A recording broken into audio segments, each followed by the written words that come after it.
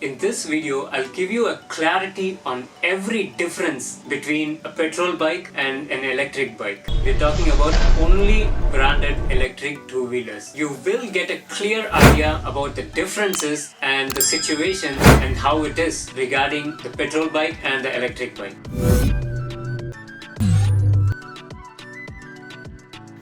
Okay, brother. So you say it's electric. If in case I had a breakdown, what if my electric vehicle suddenly stops in the road? Where do I take it? Whom do I ask? Who knows about it? We have to remember that gone are the days though when we had the lead-acid batteries and the low-speed vehicles. When I drive a petrol vehicle, in case I run out of petrol completely, I go to a nearest petrol bunk and I refuel. But what if the charge is completely drained? Yeah, that's true. There's a big difference in petrol vehicles and electric vehicles in terms of refueling. And how fast do these vehicles go? Their max speed 80 kilometers or 85 kilometers, good enough to drive in the city. Let's not argue. Okay. So why should we argue? I'll tell what I know about petrol vehicles and I'll ask you about electric vehicles. Sure, very good. I'm ready to take it up. I'll answer it. You can ask me a point by point. So I'll keep answering.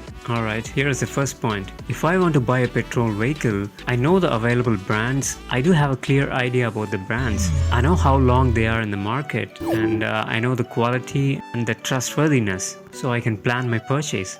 For example, like Honda or Yamaha, I walk into their showroom and I book the vehicle. So in electric vehicles, what are the available brands and how do we know about the brands? How do we trust them? Yeah, that is true. We have a lot of trusted brands in petrol vehicles, but in terms of electric vehicles, actually the number of brands, the number of companies that exist are actually maybe double or more than that of petrol vehicles. Today we are not talking about all the brands. Today we are talking about the top trusted brands. We are talking about the high-speed model and the registration kind of vehicles. We're talking about Ather. We're talking about Refuel. The third brand that I feel good about is Pure EV because of their battery system and the R&D that they're going.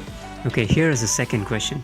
The initial pricing. For instance, if I want to buy a Honda or a Yamaha, I know how to plan my budget and the initial investment that I'm doing for my vehicle. As I know the brand and about the vehicle, so I spend like 80,000 or 90,000 or maybe nearly a lakh. And if I want to buy an electric vehicle, then what would be my initial investment? So let me tell you the math here.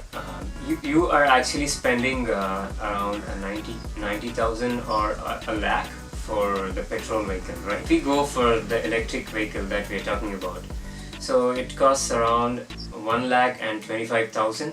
We have a good vehicle for 1,25,000, and we also have a better vehicle for 1,40,000 or 45,000. And this 1,25,000 is just 25% higher than what a petrol vehicle is. You're going to spend only 25% higher than your normal petrol vehicle. Okay, but then look about the long-term benefit. The long-term benefit is much higher because it's going to be only your one-time investment. You're not going to spend for the fuel every day, or it's not going to get higher and higher. Looking into the economics, so you just have to spend 25% of your investment one time, and then you don't have to worry about it in the future.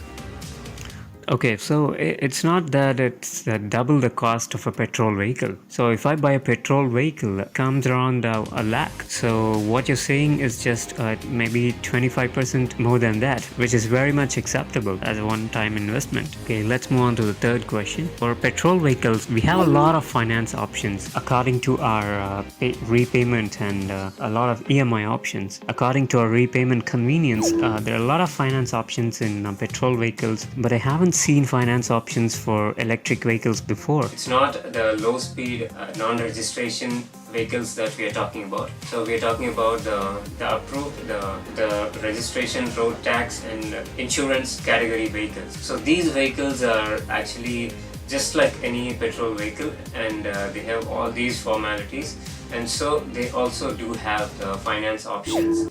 So today if you go to either of these in the top electric vehicle showrooms, you do have EMI options, you do have finance options. There's nothing that we have to discuss further on that.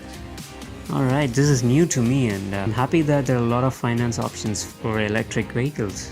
Okay, the fourth question is refueling and recharging. If I want to refuel my petrol vehicle, I just go to the petrol bunk, any nearest petrol bunk, and I refuel it in 5 minutes and I'm good to go. So, how do you do it in the electric vehicle? Yeah, so the refueling time, the charging time, yeah, there is a difference between electric vehicle and a petrol vehicle. You can refuel the petrol vehicle in a matter of 5 minutes. I've been using electric vehicles for like 10 years now, and I never faced a situation where I'm completely running out of fuel and I can't do anything now and I have to charge it now.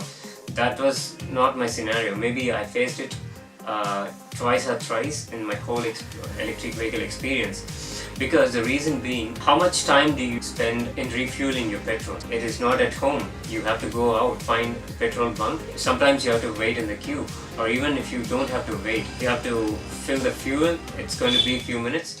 You're going to pay them, that's going to take few minutes, and then you're going to ride back. So you might have to spend like 10 minutes at least. At the same time, just imagine you charging the vehicle. So how long can it go in 10 minutes? Definitely you can go to the destination where you have an emergency. It might be like 5 to 10 kilometers away. Then you can charge the vehicle there for a longer time. It's not a complicated thing. It's not the thing to worry about. In the electric vehicle, you have the options of managing it in different ways. One of them is fast charging. The second thing is you have to think about practically what happens. You're never going to keep your vehicle below maybe 5% charge or below 10% charge. Yeah, that's true. We'll not be completely draining the vehicle without any charge or even fuel when we use it. And here I have an important point to share. Suppose your vehicle is running out of fuel and it's completely dry. Then what do?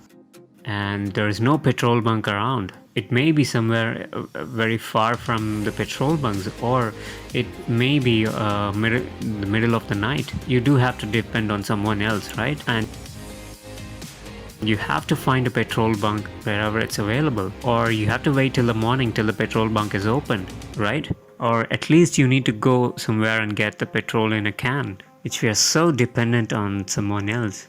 And this is one of the greatest points you said about recharging. If the battery is completely discharged, I don't have to worry about it. I have a 3-pin plug at home in my house, and if I'm stuck somewhere else far away from home, still I don't have to worry about it because I can find a 3-pin socket almost everywhere, anywhere I go.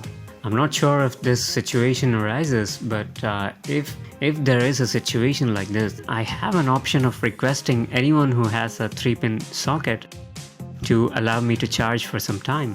So now my mind is clear about this. Alright brother, I have a question for you now. I got a petrol vehicle. I have my FZ and it gives an awesome performance. So I like it very much. The thing is, I need to maintain the lubricant. I need to change the engine oil, and every single time I change the lubricant, there is always a hike in price. Okay, and I always ask about it to the shop guy, but it's the same answer every time. He can't do much about it. It's getting really complicated to have a budget and go with it.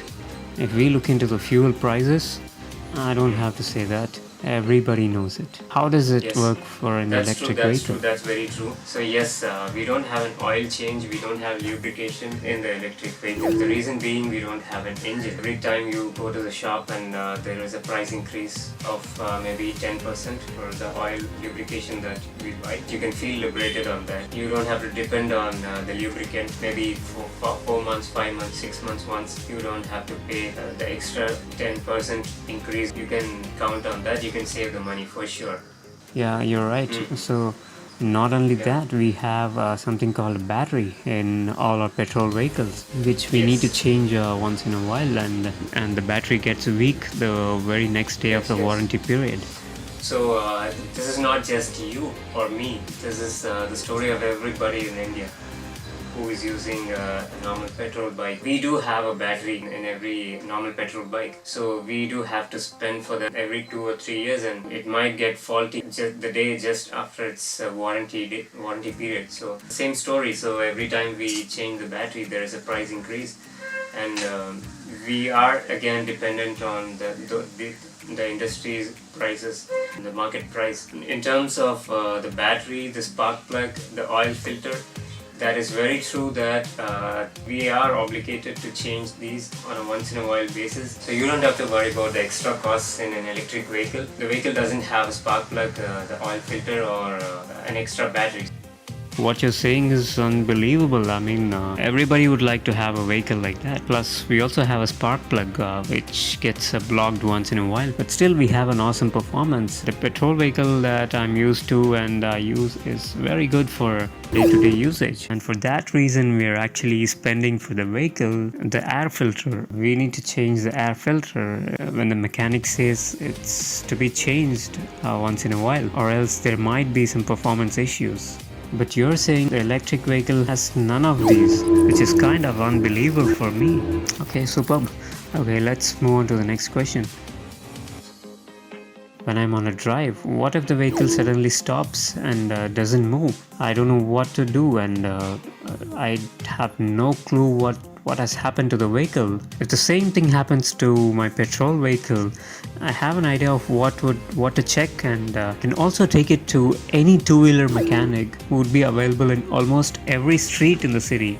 Within a matter of minutes, I can just wait there and I can get it fixed and drive back the vehicle. Okay, this is something very important, perhaps the most important thing that you have to address. In case of an electric vehicle, what is the situation? If you can give a good solution for this, then that is a big release of a mental block.